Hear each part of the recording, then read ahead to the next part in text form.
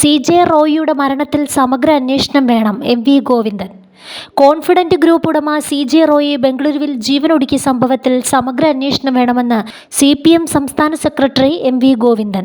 റെയ്ഡിന്റെ മറവിൽ ആദായനികുതി വകുപ്പ് ഉദ്യോഗസ്ഥർ നടത്തിയ പീഡനമാണ് റോയിയുടെ മരണത്തിൽ കലാശിച്ചതെന്നാണ് കുടുംബത്തിന്റെ ആരോപണം.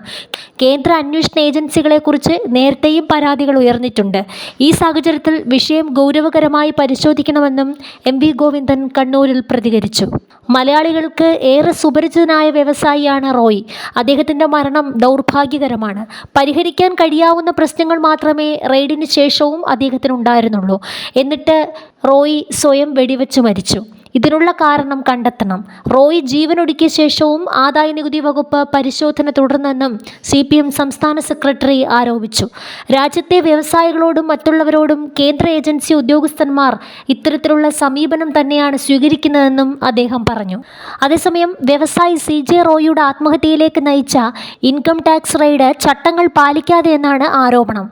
തോക്ക് ലൈസൻസ് പരിശോധനയും ആയുധം മാറ്റുന്നതും അടക്കമുള്ള നിയമങ്ങൾ പാലിച്ചില്ല. ഉദ്യോഗസ്ഥരുടെ സമ്മർദ്ദമുണ്ടായതായി കുടുംബവും കോൺഫിഡന്റ് ഗ്രൂപ്പും ഉദ്യോഗസ്ഥർ മാനസികമായി പീഡിപ്പിച്ചുവെന്ന് സഹോദരനും ആരോപിച്ചു.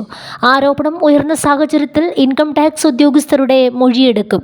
അതേസമയം സി.ജെ. റോയിയുടെ മരണത്തിൽ അന്വേഷണം കർണാടക CIDക്ക് കൈമാറി. റിയൽ എസ്റ്റേറ്റ് മേഖലയിൽ വിപുലമായ പരിശോധന വേണ്ടിവരുമെന്നാണ് വിലയിരുത്തൽ. റോയിയുടെ ഫോൺ പോലീസ് കണ്ടെടുത്തിട്ടുണ്ട്. കുടുംബത്തിന് പാസ്വേഡ് അറിയില്ലെങ്കിൽ ഫോൺ ഫോറൻസിക് പരിശോധനയ്ക്ക് അയക്കാനാണ് പോലീസിന്റെ തീരുമാനം. റോയിയുടെ പോസ്റ്റ്മോർട്ടം നടപടികൾ പൂർത്തിയായി. നെഞ്ചിന്റെ താഴ്ഭാഗത്തു നിന്നും വെടിയുണ്ട കണ്ടെത്തി. മൃതദേഹം ആശുപത്രിയിൽ സൂക്ഷിച്ചിരിക്കുകയാണ്. നാളെ രാവിലെ പൊതുദർശനത്തിന് ശേഷം വൈകുന്നേരം സംസ്കരിക്കും. വിദേശത്തുള്ള ബന്ധുക്കളെത്താൻ വൈകുന്നതിനാലാണ് സംസ്കാരത്തിൽ മാറ്റം.